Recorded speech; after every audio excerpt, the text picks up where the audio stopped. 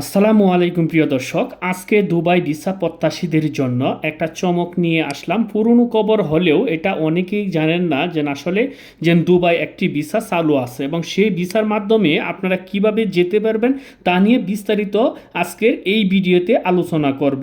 এছাড়াও অনেকেই প্রশ্ন করেন ইনসাইডে আরবিগরের ভিসা, ফ্রিজুন ভিসার কি খোলা আছে কিনা, এইসব বিষয় নিয়ে আলোচনা করব। তাই ভিডিওটি না টেনে সম্পূর্ণ দেখতে থাকুন। নিত্য নতুন এমন ভিডিওর আপডেট পেতে মিস্টেক পয়েন্ট ইউটিউব চ্যানেলটি সাবস্ক্রাইব করে পাশে থাকার বেল আইকনটি অন করে রাখুন। সবার আগে আপডেট নোটিফিকেশন পেয়ে যাবেন। অলরেডি সাবস্ক্রাইব করে থাকলে আপনাকে অসংখ্য ধন্যবাদ। তো চলুন শুরু করি আজকের ভিডিও। প্রিয় দর্শক, আপনাদেরকে বলি একটা বিষয়, সেই বিষয়টা হয়তো বা অনেকেই জানেন না বা অনেকেরই ধারণা নেই। সেই বিষয়টা হচ্ছে যে দুবাইয়ে যে শেখের ভিসা, অনেকেই বলে এটা শেখের ভিসা, সেই শেখের ভিসা চালু হয়েছে। এইরকম একটি সংবাদ সবার মাধ্যমেই কম বেশি ছড়িয়ে পড়েছে যে দুবাইয়ের শেখের ভিসা চালু হয়েছে। এটা কিন্তু আসলে কোনো নতুন সংবাদ না, এটা হচ্ছে অনেক পুরাতন সংবাদ। দুবাইয়ের যে শেখের ভিসা, সেই শেখের ভিসা যেন চালু এটা হয়েছে বলতে কোনো কথা নয়, এটা আগেও ছিল, এখনও আছে। আর এই ভিসা প্রত্যাশার জন্য অনেকেই অনেক দুশ্চিন্তার ভিতরে আছেন, আপনারা, আমিও আছি। কারণ হচ্ছে যে আমার আত্মীয় স্বজনের ভিতরে প্রায় 60 জন মানুষ সেই দুবাইয়ে যাওয়ার জন্য অনেক দিন ধরে চেষ্টা করতেছে, অনেক দিন ধরে প্রচেষ্টা তারা চালিয়ে যাচ্ছে। আবার কয়েকজন আমার কথা না শুনে আবার দালালকে টাকাও দিয়ে দিয়েছে। তারা 1 বছর হয়ে গেল, এখনও কোনো ভিসার কোনো হদিশ পাচ্ছে না। দালালের কাছে যখনই যায় তখনই দালাল বলে যে এই তো হয়ে যাবে, জানুয়ারি মাসের 15 তারিখে হয়ে যাবে, ফেব্রুয়ারি মাসে একবার নিশ্চিত হয়ে যাবে। ফেব্রুয়ারি গেল, তারপর বলে তো মার্চে তো করে একদম শিওর হবেই হবেই, চিন্তা করেন না। কারণ সে টাকা খেয়ে ফেলছে, এখন কি করবে, তখন তো একটা বুঝ দিতে হবে। এই জন্যই যেন এই নিউজটা হচ্ছে শুধু দালালের কাছে, যেন ফেব্রুয়ারি, জানুয়ারি, মার্চ এইদিন কুলে যাবে, এই হইবে সেই হবে, এটা শুধু দালালের নিউজ, এছাড়া অন্য কারো এই নিউজগুলো নাই। ভাই, দুবাইয়ের ভিসা সম্পর্কে কেউই সঠিকভাবে বলতে পারবে না যে আজকে কুলে যাবে বা কালকে কুলে যাবে বা পরশু খুলবে বা তরশু খুলবে।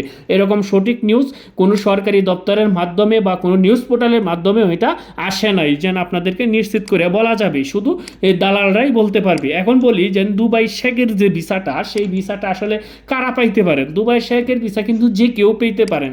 সেটা কি প্রসেসিং? সেই প্রসেসিংটা হচ্ছে যে ধরেন দুবাইয়ে যারা দুবাইয়ের বাসিন্দা, মানে দুবাইয়ের নাগরিক যারা আছেন, তাদের যদি কোনো লোক লাগে, যেন বাসাবাড়ির কাজের লোক বা তাদের গাড়ির ড্রাইভার বা তাদের এক কথায় বলতে তাদের প্রয়োজনীয় যদি কোনো লোক লাগে, মানে কোম্পানি ব্যতীত দুবাইয়ের যারা নাগরিক তাদের ব্যক্তিগত কাজের যদি কোনো লোক লাগে, সেই লোক কিন্তু তারা নিতে পারবে বাংলাদেশ থেকে যে কোনো মুহূর্তে, তারা ভিসা প্রসেসিং করে নিতে পারবে। সেই ভিসাটা কিন্তু বাংলাদেশের নাগরিকেরা প্রসেসিং করতে পারবে না, সেই দুবাইয়ের শেখে সেই দুবাইতেই কে মানে এই দুবাইতেই কে আপনার ভিসা প্রসেসিং করবে, প্রসেসিং করে আপনাকে পাঠাইবে, তারপরেই কিন্তু আপনি আসতে পারবেন। যদি এরকম আপনার কোনো আত্মীয় স্বজন দুবাইতে অবস্থানরত আছেন, সেই আত্মীয় স্বজনের মাধ্যমে যদি আপনারা জানতে পারেন বা এই যে আপনার আত্মীয় স্বজন যে কাজ করতেছে বা তার পরিচিত কোনো দুবাই শেখ, তার লোক লাগবে, সেই ইনফরমেশন যদি তার কাছে থাকে, তখন কিন্তু সেই ভিসাটা প্রসেস করে দিতে পারবে। এটা কোনো এজেন্সি বা কোনো দালালের মাধ্যমে এটা হবে না, এটা আপনার একদম রিলেটেডের মাধ্যমে এই ভিসাটা প্রসেসিংটা হচ্ছে। এইটা কিন্তু এখন নতুন হচ্ছে এরকম কোনো কথা না, এটা অনেক পুরাতন, এটা আগে থেকে হচ্ছে, এখনও হইতেছে। যে দুবাইয়ের শেখের যে ব্যক্তিগত যদি কোনো লোক লাগে, সে সেইখান থেকে এই প্রসেসিংটা করে দিতে পারবে। এইটার জন্য আপনাদের যদি কোনো আত্মীয় স্বজন দুবাইতে বসবাসরত থাকেন বা কর্মরত থাকেন, সেখানে আপনারা যোগাযোগ করে দেখতে পারেন যে তার পরিচিত, মানে আপনার যে রিলেটেড তার পরিচিত কোনো দুবাই শেখ আছে কিনা, তার লোক লাগে যদি, সেই ক্ষেত্রে কিন্তু আপনি যেতে পারবেন। এইটা হচ্ছে যে এই জন্য এটা বলা যাবে না যেন এটা অ্যাভেলেবেল হচ্ছে, মানে সবারই লোক লাগতেছে, এরকম কোনো বিষয় না। যদি কেউ লাগে এবং তারা এই প্রসেসিংয়ের মাধ্যমে নিতেছে, যেন বাঙালি বা পাকিস্তানি বা ইন্ডিয়ান বা ভারতী যাই হোক না কেন, দুবাইয়ের শেখের পরিচিত ব্যক্তির মাধ্যম দিয়ে এইভাবে লোকগুলো প্রসেসিং করিয়া সেই দুবাইতেই ভিসা প্রসেসিং করিয়া তারা নিচ্ছে। এই হচ্ছে দুবাইয়ের ভিসার যেন শেখের ভিসার আপডেট। এটা নিয়ে কিন্তু অনেকেই বলতেছে যেন বড় চমক দেওয়া হয়েছে, যেন দুবাইয়ের ভিসা খুলে দিছে। আসলে এইটা এই যে শেখের ভিসা খুলে দিছে বলতে কোনো কথা না, এটা আগে থেকেই খোলা ছিল, এখনও আছে। এটা প্রসেসিংটা হয়তো বা আমরা অনেকেই জানতাম না, কারণ হচ্ছে এটা কোনো এজেন্সি বা দালালের মাধ্যমে নয়, তো সেই জন্য এটার পাবলিসিটিটা কম। এটা হচ্ছে যেন রিলেটেডের মাধ্যমেই এই ভিসাগুলো প্রসেসিং হয়ে থাকে। এখন আপনাদের আরেকটি প্রশ্ন হচ্ছে যেন আপনারা যে আরবি গড়ের ভিসা কি চালু আছে কিনা। আপনারা হয়তো বা অনেকেই জানেন যে আরবি গড়ের ভিসা সবসময় চালু থাকে, হাই প্রফেশনের ভিসা এটাও সবসময় চালু থাকে। আর একটি প্রশ্ন সবার কাছ থেকে বেশি আসে, সেটা হলো যে ফ্রি জোন এরিয়ার ভিসা চালু না বন্ধ। এই বিষয়টা ঝাপসা, আজকে চালু হলে কাল বন্ধ থাকে, আবার পরের দিন চালু হলে তরশু বন্ধ থাকে, এইটাই, এর কোনো নির্দিষ্ট কোনো ইয়া নাই। আরব আমিরাতের বিষয় সম্পর্কে কেউই সঠিক বলতে পারবে না, তাদের ইচ্ছে মতো তারা চালু করে আবার বন্ধ করে, প্রতিদিনই এইরকম আপডেট হয়। যেন আজকে ভিডিওটা দেখতেছেন, কালকে দেখবেন যেন চালু, এইটাই ভাই হচ্ছে যেন মূল কথা। আবার অনেকেই প্রশ্ন করেন যেন ডক্টর ইউনূস তো গভর্নমেন্ট সেমিতে অংশগ্রহণ করছে এবং তারা তো সেই ভিসা জটিলতা নিয়ে কাজ করতেছে, তাইলে তো অতি তাড়াতাড়ি চালু হয়ে যাবে। এখানে ডক্টর ইউনূসেরও কোনো কিছু করা নাই, বাংলাদেশের পররাষ্ট্র উপদেষ্টারও কোনো কিছু করার নাই। এটা হচ্ছে দুবাইয়ের শেখের একান্ত বিষয়, তারা যখন মনে করবে, ভালো মনে করবে তখন চালু করে দিবে, যখন ভালো মনে করবে না তখন চালু করবে না।